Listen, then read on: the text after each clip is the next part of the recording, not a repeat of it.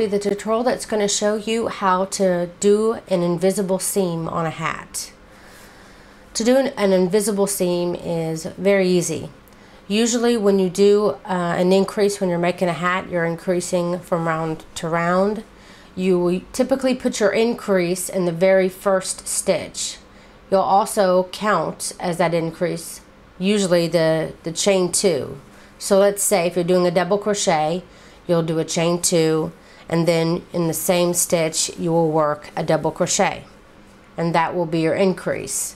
And then say for this row, you'll do 1 double crochet worked in the next 2 stitches, and then you'll do your increase again, which is 2 double crochets worked in the same stitch. Well, to do an invisible connection, what you want to do is instead of counting this chain 2 as one of your double crochets, just ignore it as though it doesn't exist. And instead of doing your increase here at the very first stitch, you would only want to put 1 double crochet in this stitch, and then you would work your other double crochet in the second. Then you would do your double crochet increase. So you'd put 2 double crochets in that stitch, and then of course you'd work your 1 double crochet, 1 double crochet, and then your increase again. So you're basically starting with just your single stitches before your increase, instead of starting with your increase at the very beginning. And it goes the same from the circle here.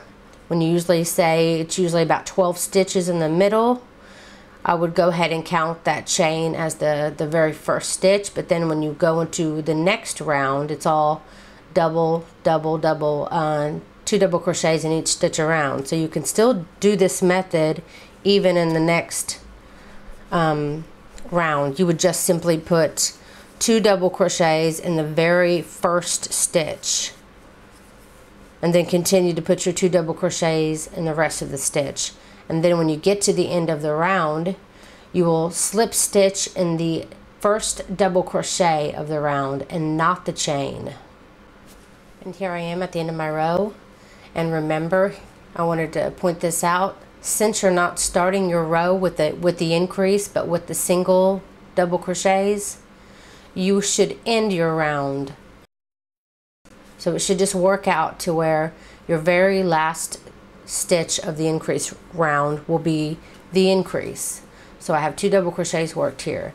So when you're ready to make the join, you do not slip stitch in the beginning top of the chain 3, but find your first double crochet of the round and do your slip stitch there.